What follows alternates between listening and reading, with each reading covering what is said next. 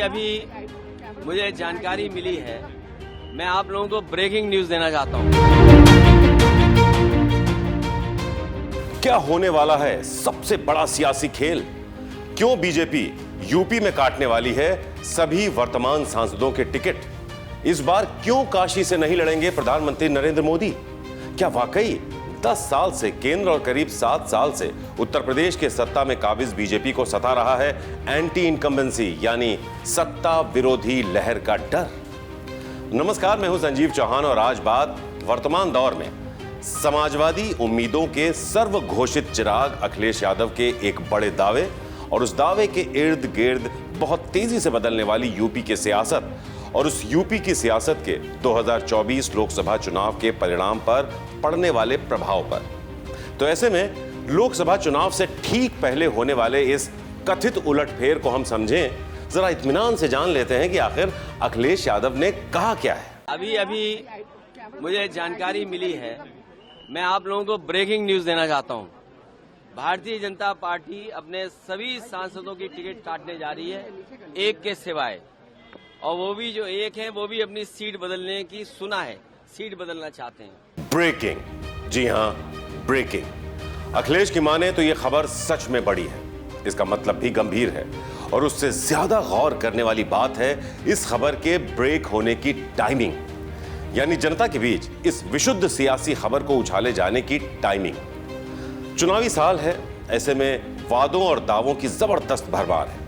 ऐसे में जहां बीजेपी अभी से ही अपनी रणनीति के मुताबिक अपनी सरकार की धरातल पर उतारी गई योजनाओं की जानकारी जन जन तक पहुंचाने की कोशिश में है, तो वहीं विपक्षी दलों की कथित सामूहिक एकता की बुनियाद पर खड़ा किया इंडिया का मंच दरक रहा है और अखिलेश राहुल की सियासी दोस्ती भी कुछ संकट में आती नजर आ रही है, जिसके चलते बीजेपी के वार और गठबंधन की एकता से जुड़े सवालों की बौछार के बीच अखिलेश मीडिया के बीच आते हैं और देते हैं जबरदस्त सियासी ब्रेकिंग और कर जाते हैं अपनी जीत का दावा। समाजवादी पार्टी जीत के लिए आगे बढ़ रही है और हमें उम्मीद है कि पीडीए ही एनडीए को हराएगा। पीडीए उन लोगों की बात है जो 90% लोग हैं भ्रष्टाचार, महंगाई और बेरोजगारी से त्रस्त हैं। भारतीय जनता पार्टी ने डबल इंजन की सरकार ने और 10 साल के बजट के बाद भी महंगाई कम नहीं हुई, भ्रष्टाचार कम नहीं हुआ, जिस तरीके से बेरोजगारी फैली हुई है और जो वादे किसानों को किए थे वो सब अभी तक अधूरे हैं। किसान हमारा दुखी है, संकट में है और किसान को सबसे ज्यादा दुखी अगर किसी ने किया है तो भारतीय जनता पार्टी की सरकार ने। तो पीडीए ही एनडीए को हराएगा, मतलब पिछड़ा, दलित, अगड़ा या अल्पसंख्यक पर आधारित अखिलेश का विजन पीडीए बीजेपी की अगुवाई वाले नेशनल डेमोक्रेटिक अलायंस यानी राष्ट्रीय जनतांत्रिक गठबंधन को हराएगा।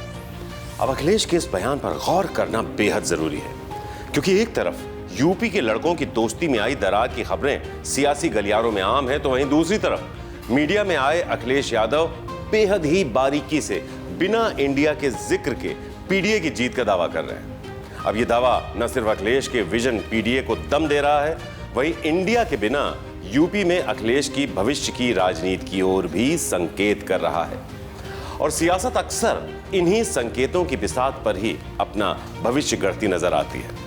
ऐसे में अगर अखिलेश वाणी सच हुई तो बड़े उलटफेर होंगे। अब इन बड़े बदलावों पर भी नजर डाल लेते हैं। हाँ, तो अखिलेश जिस एक व्यक्ति की लोकसभा टिकट न कटने की बात कर रहे हैं, कहीं वो प्रधानमंत्री नरेंद्र मोदी तो नहीं है, जो काशी से 2014 और 2019 में प्रचंड जीत दर्ज कर चुके हैं। और वो अगर अपनी लोकसभा सीट बदलते हैं तो क्या वो काशी छोड़कर अयोध्या का रुख करेंगे? अब आकलन तो यही कहते हैं कि काशी विश्वनाथ कॉरिडोर बनने के बाद काशी की अर्थव्यवस्था को प्रभावित करने वाले कारकों में बीजेपी बूम देखने को मिला है और काशी ने करीब 20,000 करोड़ से ज्यादा का रिकॉर्ड कारोबार किया है। और आने वाले वक्त में अगर यूपी के किसी एक इलाके में ये आर्थिक बदलाव होने की प्रबल संभावनाएं हैं तो वो है अयोध्या, जो कि फैजाबाद लोकसभा क्षेत्र का एक हिस्सा है। अब ऐसे में अयोध्या में राम मंदिर के निर्माण के बाद ये इलाका लाखों करोड़ों राम भक्तों की श्रद्धा के साथ साथ केंद्र की सियासत की धुरी भी बन सकता है। साथ ही अखिलेश की माने तो बीजेपी के यूपी से बाकी सभी वर्तमान सांसदों का भी लोकसभा टिकट कट जाएगा। अब ऐसे में मोटे तौर पर इस बात को समझें तो बात यह सामने आती है कि लखनऊ से राजनाथ सिंह चुनाव नहीं लड़ेंगे, अमेठी से स्मृति ईरानी चुनाव नहीं लड़ेंगी, वीके सिंह का चुनावी क्षेत्र भी बदला जाएगा।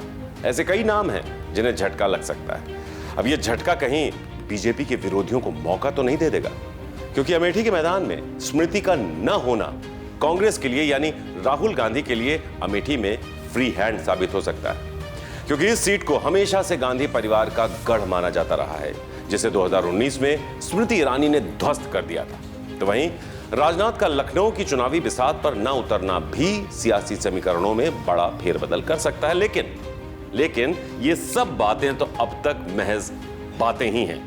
मगर फिर भी अगर हम मान भी लेते हैं कि अखिलेश का दावा 100% सच्चाई की कसौटी पर खरा उतरता है, तो भी क्या किसी दल से या फिर विरोधी दल से बतौर राजनेता यह सवाल कर सकते हैं कि आपने किसी विशिष्ट व्यक्ति को लोकसभा का टिकट दिया तो क्यों दिया, नहीं दिया तो क्यों नहीं दिया?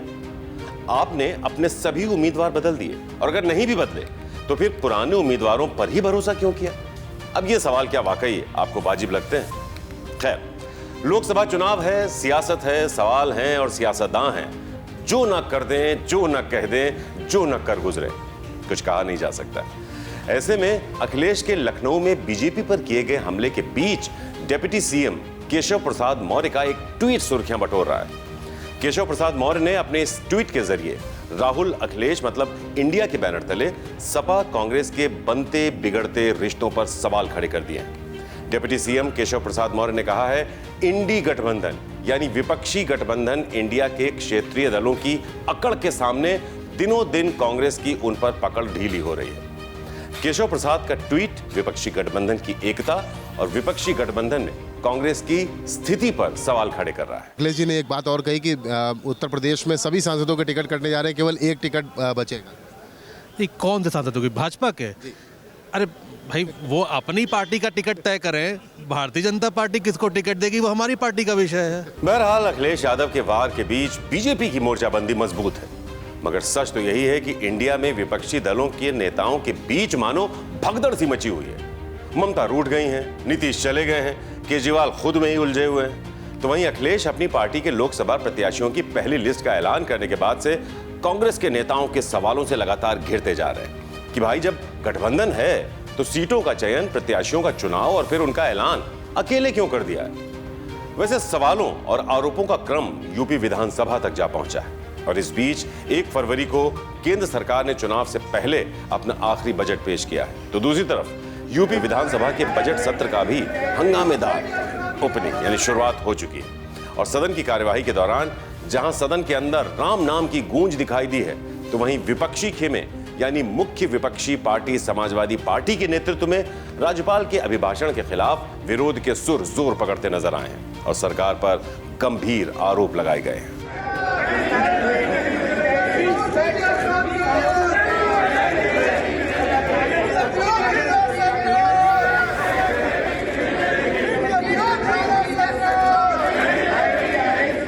तमाम हंगामे और शोर शराबे के बीच राज्यपाल आनंदीबेन पटेल ने अपने अभिभाषण के जरिए सरकार के विजन और कामकाज का लेखा जोखा सदन में रखा है। तो वहीं अखिलेश ने फिर से एक बार सदन की कार्यवाही, सरकार की कार्यशैली, बीजेपी नेताओं की नीयत पर हमला करते हुए फिर से इंडिया नहीं बल्कि अपने पीडीए की जीत पर जोर दिया है। जो आज का अभिभाषण हुआ है, ये सरकारी दस्तावेज है जो सरकार भेजती है। जो तमाम तरह की बातें कही गई हैं, ease of doing business, Uttar Pradesh में ईज ऑफ डूइंग बिजनेस नहीं है, ईज ऑफ डूइंग क्राइम है, और जिसका परिणाम हमें आंकड़ों में दिखाई दे रहा है। उत्तर प्रदेश में ऐसी लूट कभी नहीं हुई। जो लोग जीरो टॉलरेंस का नारा देते थे, वो कानून व्यवस्था में जीरो हैं, भ्रष्टाचार रोकने में जीरो हैं, और सच्चाई में तो ये है कि पीडीए के हक को छीनने में नंबर 1 है, पीडीए के अधिकारों को छीनने में नंबर 1 है, पीडीए को अपमानित करने के में नंबर 1 है। और ये पीडीए 90% आबादी जो त्रस्त है वो भारतीय जनता पार्टी के खिलाफ खड़ी है। अखिलेश के तीखे वार हैं तो बीजेपी भी तैयार है, और राम मंदिर निर्माण के बाद तो बीजेपी का खेमा जोर जोर से इस बात की स्पष्ट तौर पर तस्दीक कर रहा है कि जो हम कहते हैं वो करते हैं, और जो हम करते हैं वो हर किसी को दिखाई भी देता है। मगर बीजेपी की रफ्तार पकड़ते चुनाव प्रचार के दरमियान जो संकेत विपक्षी गठबंधन इंडिया और उनके नेताओं की बयानबाजी में मिल रहे हैं, वो भी आने वाले वक्त में सियासत की एक बिग ब्रेकिंग की ओर इशारा कर रहे हैं। तो फिलहाल इस खास पेशकश में आज के लिए इतना ही। कल फिर हाजिर होंगे किसी और मुद्दे के सटीक आकलन के साथ। नमस्कार।